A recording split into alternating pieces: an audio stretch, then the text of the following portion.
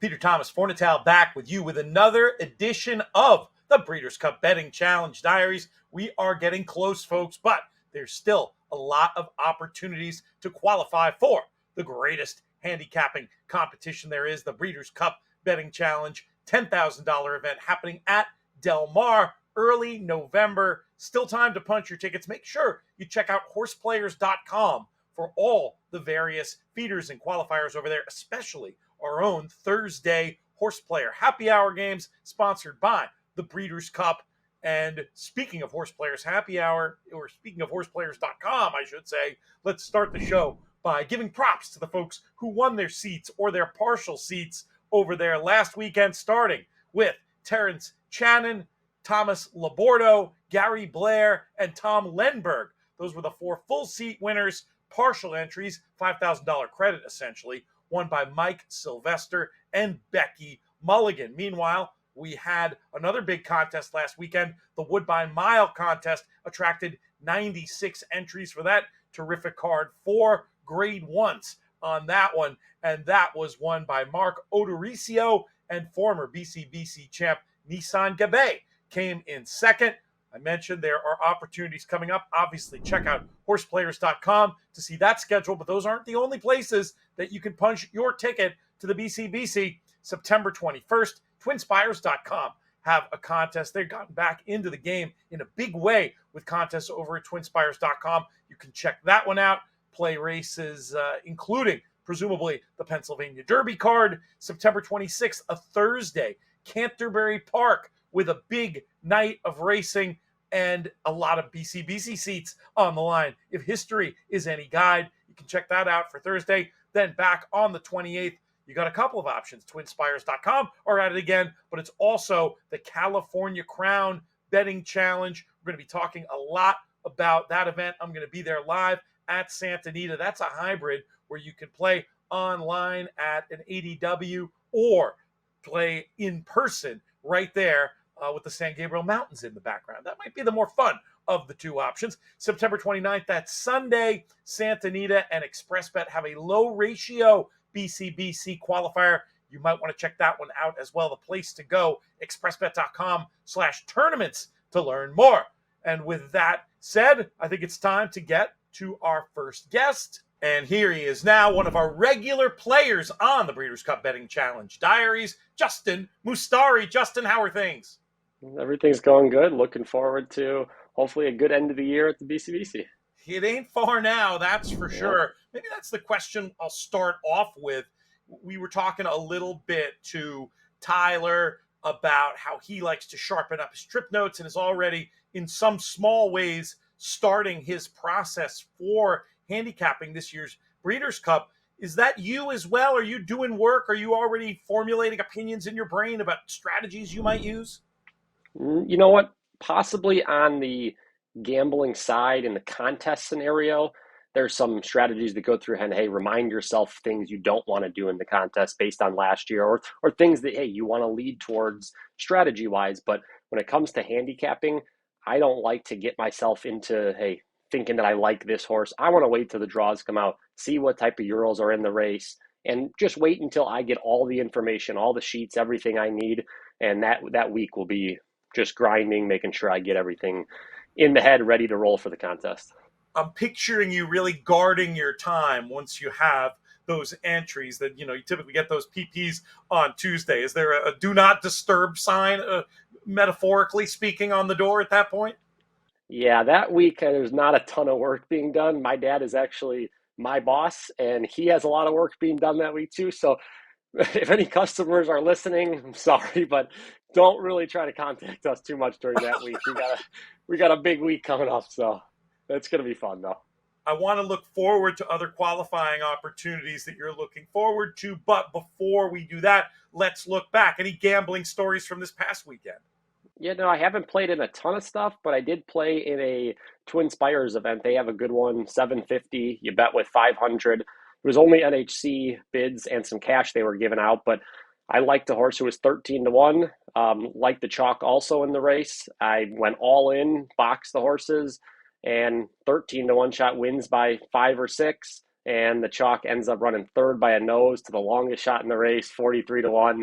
I would have cashed for over 5,000 and would have won a seat and some cash. So, but hey, we got the tickle there. So I mean, we're getting close. So When you look back at that, do you see it as any kind of wagering mistake? Would you have been better off focusing more on that horse to win, or did you need the extra juice that the exacta provide, and or did you just really like the favorite in the spot? yeah, I thought the 43-1 shot I couldn't have got to anyways. But yeah, I mean, there's different scenarios. Hey, do you like something later on also where now you can play the 13-1 to win? But a lot of these contests I play, I try to make some scores and try to be in the top three or try to win the contest in those bets that I make. So I usually don't even make many win bets on 10-1s throughout the normal day. So I like exactas, and that's kind of the way I'm going to play it. No, that makes sense. You got to stick to your own, what we call on the shows sometimes, your handicapping personality. Um, I do want to ask you about what you have cooking. What qualifying opportunities are still going to be on your dance card as we get closer to the Breeders' Cup? Yeah, so there's Canterbury has a couple good contests coming up on ExpressBet. They give away a bunch of BCBCs. I think last year actually I just fell short of a BCBC. I think I was in the fifth or sixth spot and got an NHC seat through that. But I think they have a couple little feeders getting into that. But it's a nice contest. They're going to give away a lot of entries, so I'll be playing that at the end of the month. And then I think they have a bunch of super low ratio Santa Anita stuff in October that leads up probably every weekend, every other weekend. They'll have a lot of opportunities for a BCBC there too. Absolutely. We just showed that schedule actually before you came on. So it's Thursday, the 26th, is that Canterbury qualifier. So it's kind of interesting to be able to have such big prizes on a Thursday. Love that. Didn't realize about the feeders. So that's great info. I'm sure that's all on the expressbet.com/tournaments website. And the first of those low ratios, I believe, is actually in September. The Sunday, I think it's the Sunday after the California Crown contest, the first one of those is. So again, expressbet.com/tournaments, the place to get all the information on that. What about the Cal Crown itself? Will we see your name on the leaderboard there potentially? Yeah, there's a potential of that as well. So see how the tournaments go leading up to this, and yeah, there's definitely an opportunity. Great stuff. Justin Mustari, great catching up with you, and we look forward to speaking with you again soon. Sounds good. Looking forward to it. Next up on the show, very happy to bring in the winner of the Woodbine Mile contest from this past weekend. He is a contest veteran, a horse player through and through. He's Mark Odorisio. Mark, how are things? They're good. And they're always good after a tournament win. So, Where are you from and where do you live now? from Omaha, From Nebraska. Omaha. Yeah. Oh, excellent, excellent. hmm So, do you get to live racing much? You do have you have some racing out there. Well, I actually work at Fonner during their meets. Well, there you Um, go.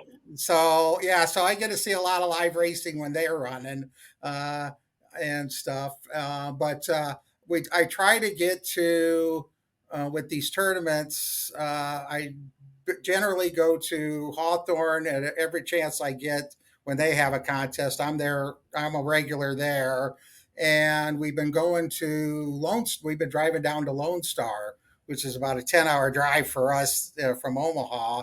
But we got about three or four guys that'll, we make the trek down there for their Memorial Day contest. And then next, in a couple of weeks, we'll head to Canterbury for their contest.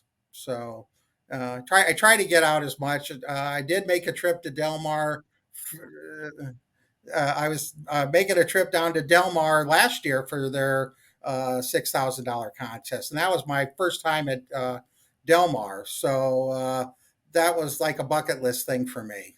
So Very, very cool. Tell me how you won the contest on Saturday at Woodbine. Who was the big horse for you? I caught two races in the Natalma. I caught the winner of that horse. He paid $35.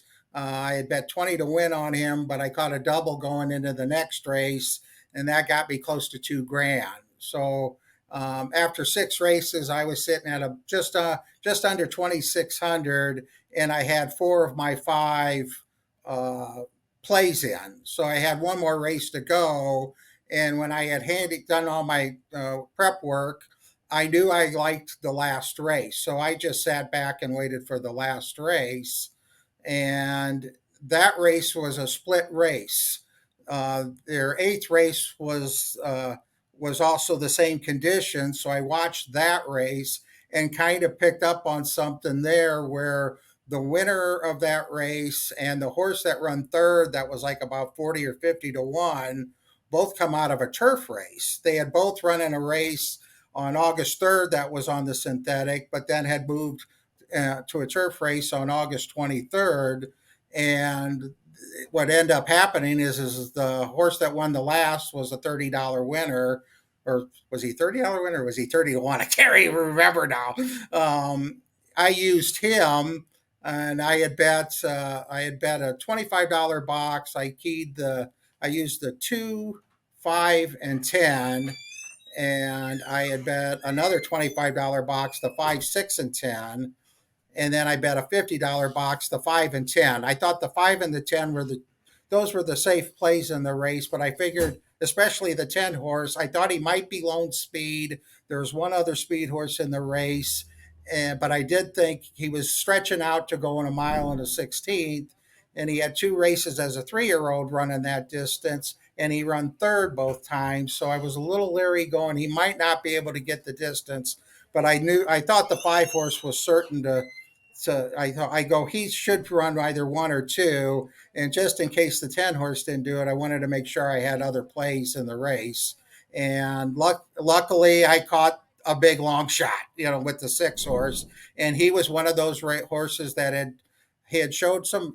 His first race this year was on the synthetic, and he ran a solid second. I think he bounced his next time out, but then he ran 2 okay races on the turf his next 2 times out, and one of them he ran fifth in that turf race, where the winner of the 8th race ran fourth. So I go, okay, I think I got a live long shot here, I love and those he ended up, angles and your way of thinking about yeah, it. Yeah, that's clever. yeah. Well, and it was I kind of liked him even going into the race, but I go, I think I am on a live horse here with the 6 horse. And I was surprised he was that high of a price. I knew he was going to be a price, but didn't think he was going to be that big. And I caught that exacta for 25, and that got me back about 4 grand. Just under 4 grand, I think it was. 3,700 or something. So that's yeah. So that's how I got there. What's your history in the Breeders' Cup betting challenge? This is my first time. Oh, that's Uh, exciting. yeah. So this is a bucket list thing. But I go. I'm not the type of guy that's going to go put in 10 grand for this type of a tournament, because I know you have to treat the tournament like it's monopoly money, and I can't. And I mean, I envy the guys. I've watched your podcast where you talk to the winners. And you got guys that, oh yeah, I had $100,000 and I'm going to bet it all on Flightline and stuff, and I'm going, not this guy. I don't have the cojones to do that. But So what's the plan? Will you play it like a normal day of racing and just hope you crush something and end up in the, it'd be very hard to win doing that, but you could certainly get up into the lower rungs of the prize pool, or because you won the seat, can you get a little mentally wild with it? Well, it will be a little bit more where I'm not sitting here thinking, oh yeah, this is my money. I know I got 7,500, and it's going to be monopoly money, but it's where it'll be tested is let's say you're starting to have a good day and you get to 40, $50,000, which I'm like still trying to fathom that. I go, well, how much am I actually going to start gambling with that? Is that still monopoly money? And I don't, I just wasn't brought up that way. So I doubt I'm going to, if I, and I've talked to my brothers and some other guys that I hang out with at these contests, and I'm going, could you bet $100,000? They're all like, not me, not me, and I'm kind of in that same boat. I will admit, recently with the Breeders' Cup, I have not done well betting the Breeders' Cup of late. I was more successful the first 20 years of the contest than I've been the last 20 years. So, Well, maybe you're due. Maybe you're due, and well, it could be your year out there. I'm kind of hoping. So, Before I let you get out of here, one more question for you. You mentioned being a fan of the Breeders' Cup for a long time. What's your favorite Breeders' Cup race? personal ensign. I was there. I was there that year, and that was just a. I thought she was going to get beat. I still can't believe she got up in time, and so that's my personal favorite. I have one where I want to boom, and that was before Baffert was Baffert. This was when simulcasting first kind of got started. I had watched a couple of races. I had watched, the whole that summer with Baffert's horses, and he had 30 slews. That was his first Breeders' Cup winner. And I saw his race at Del Mar, and I'm telling my dad, I'm telling my brothers, I go, hey, I got a live long shot in the sprint. If this horse goes, bet 30 slews, bet 30 slews. And so it comes the day of the Breeders' Cup, the Breeders' Cup. I bet $500-600 on this horse, but I bet him all in exactas and tries. Didn't bet him in the win in, and ran first, third, and fourth. And I was actually in Tahoe betting, and so my brothers and my dad, they're like going, oh, you got rich, you got this horse come through, and I go, I wasted him, and they're all now going, oh, they're all kind of going, God, we thought you were the smart brother. It turns out you're the idiot. So they still give me crap about that one. So, oh well. That's a story. That's a well. story all horse players at one point or another can relate to. What a great visit. Really enjoyed talking to you. Congrats on the big win. We'll be rooting for you at Del Mar. You going to go out there in person, or you going to play it from online? I'm pretty sure I'm going to go out. My brother was already going to be out there. They go every year, and so I'm definitely I'm 90% sure I'm going. So excellent. And thank you so much, my friend. especially after being at Del Mar. After being at Del Mar last year, I really loved it. I'm going. I got to get back. So let's do it. I'd love to meet you in person, and thank you for the appearance. We'll be talking soon. Thank you once again to Mark, and thanks also, of course, to Justin, our friends at the Breeders' Cup, especially Justin and Haley for sponsoring these shows. We'll be back with Horse Players Happy Hour on Thursday and another Breeders' Cup Betting Challenge Diaries next week. Till then, I'm Peter Thomas Fornatale, and I'll see you on the leaderboard.